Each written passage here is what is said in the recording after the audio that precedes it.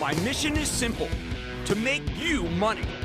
I'm here to level the playing field for all investors. There's always a bull market somewhere, and I promise to help you find it. Mad Money starts now. Hey, I'm Cramer. Welcome to Mad Money. Welcome to Cramerica. Other people want to make friends. I'm just trying to save you a little money. My job is not just to put in context, but explain the stuff, try to be entertaining. It is Friday. So call me at 1-800-743-CNBC. Tweet me at Jim Cramer. Tough day. You know that 10 days ago, there was this deal coming for a company that looked like the hottest thing since the invention of the steam engine. People were talking about it as the way to invest in the greatest industrial revolution since the canal, the railroads, even the loom. Fast forward to today, and what's the single most disappointing stock in the entire market? One that's nasty, debt-laden business with diminishing clients and a product that's losing value as I speak. They're the exact same company. It's called CoreWeave. This AI infrastructure IPO set the tone today, a day where the Dow tumbled 716 points, S&P plunged 1.97%, and the Nasdaq plummeted 2.7%. CoreWeave was originally supposed to come public at 47 to 55. That was the range. But last night they downsized the deal and they cut the offer price to $40 because of weaker than expected demand. The stock opened $1 below that level this afternoon before managing to close exactly at the $40 place. How ironic. Do you know that last week this deal could have come at 40 and opened at 50 and go higher still? Incredible mood swings right now. And by the way, mood swings are not good for good investing. Yes, this company, CoreWeave, is the glue that holds the data center together. It's become toxic because of a person with a lot of money, Joe Tsai from Alibaba in China, seems to be questioning the data center's cost and wondering if a bubble's on the horizon. Microsoft, too, is a problem, rumored to be scaling back some data center commitments, but we don't even know enough to make a decision about that. Not that it mattered in a shoot first and then don't even bother to ask questions environment like we're in now. Now, if you're at CoreWeave and you thrive on the need for more data centers, you're watching what the market thinks is peak demand. The action today says there's nowhere to go but down. CoreWeave obviously doesn't believe that, but the market decided that NVIDIA's GTC conference last week, remember, we went out there, marked the top of the entire industry. And the CoreWeave deal with its radically downsized offering was just confirmation. When you couple that with the tariffs orchestrated by the President of the United States, you got a stock market that feels like a nuclear winter. In this kind of environment, you don't need a weatherman to know which way the wind blows. Today, the wind blew the radioactivity from the CoreWeave deal and the auto tariffs and sent it right in your face. Can the fallout be wiped off before your portfolio is totally irradiated? You know what? I think we'll find out next week once the radiation clears, but don't get too excited. I'm not going to give you a real upbeat thing going here, even though it's supposed to be nice day tomorrow in the East. You're not going to feel pretty good after I read this. I'm just trying to tell you the straight stuff. Now, we don't have a lot of earnings next week, but we do have two gigantic events. And first, Wednesday, okay, that's what the president's calling Liberation Day, the day when he tells us that what the new tariff regime will look like, liberate ourselves from our trading enemies or whatever. And then second, Friday, Labor Department's non-farm payroll figures for March. These are both really, really big days. Everything else is a little tiny, but we're going to deal with it anyway. Both of those have the potential to turn this market around. One, because it will be great when we are past it, and the other because people think the inflation is about to rage. And who knows, maybe something happens that puts CoreWeave back in the market's good graces. The stock did finish where it was priced, although it did trade a couple of dollars lower intraday.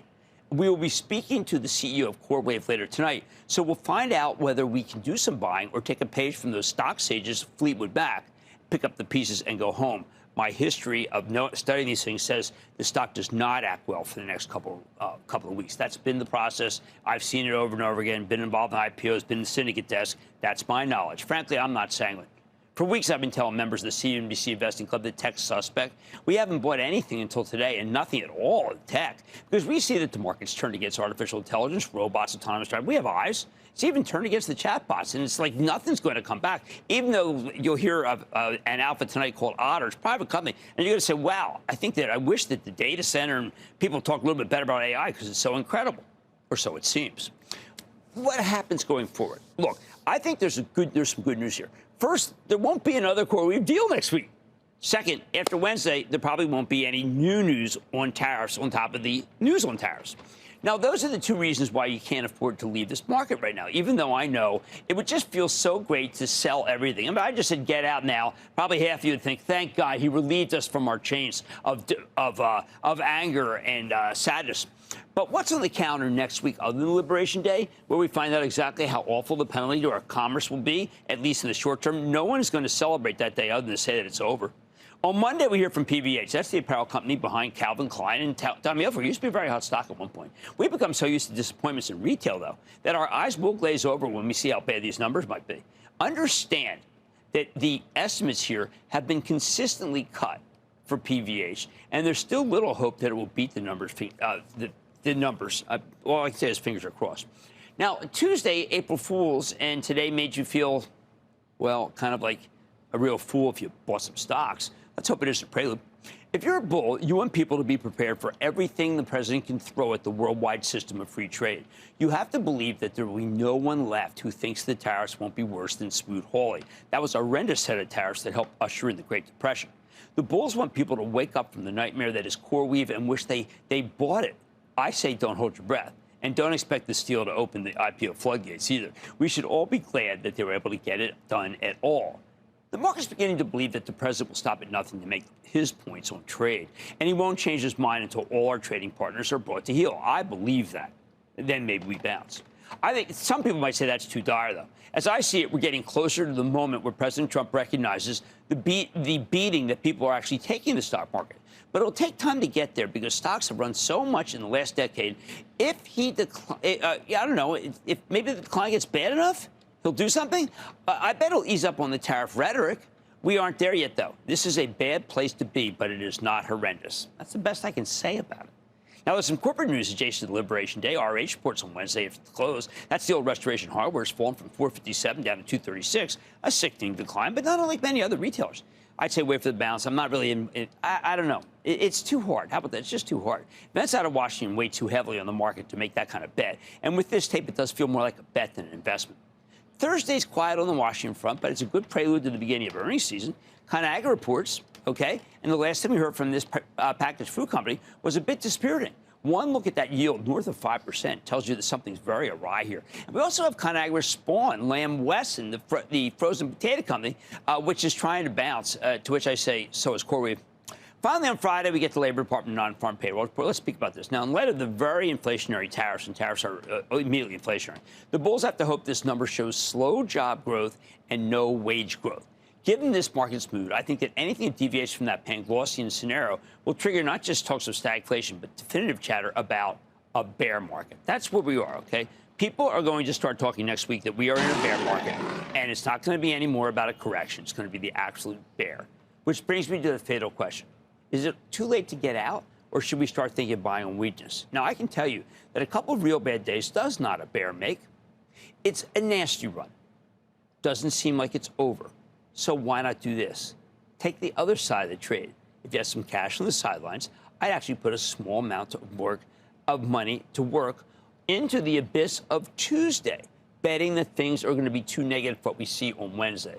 Then you can put more money to work on Friday if we get knocked down by an overheated labor report. The bottom line, it's not the end of the world. It just feels that way. Okay, let's go to Martin in Florida, please. Martin. Bubba booyah, Mr. Cramer. How are you today?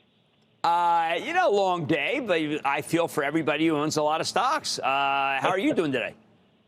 I'm doing fine. I'm here in the Sunshine State enjoying the beautiful weather. My question is on Nike. How do you feel about Nike in the short term and the long term? You know, it's funny. I was talking to my trainer today, Jim, and we were both saying that Nike really has lost its edge and that on is the way to go, on. And I think the stock's correctly reflecting that analysis. I know they're trying to turn, and that's terrific. But, the other companies aren't standing still while they try to turn. And that's the big difference from all the other times I've seen Nike stumble. Look, a few terrible days does not necessarily make a bear market. It's not the end of the world. It just kind of feels like it. On today, I've got the CEO of CoreWeave, fresh off the AI company's debut to the public market. This is the only time we'll be on other than when he was on in the morning. Don't miss this. I thought it was funny. Don't miss this post-IPO check-in. Then can you call on the telecom stocks despite this tough tape? I'm giving you a name to watch, and it's pretty famous. And by the way, I'm going to sit down with a company called Otter AI to hear how this private player is innovating the virtual meeting room. It's called Otter because otters are actually smart. Who knew? Stay with Cramer.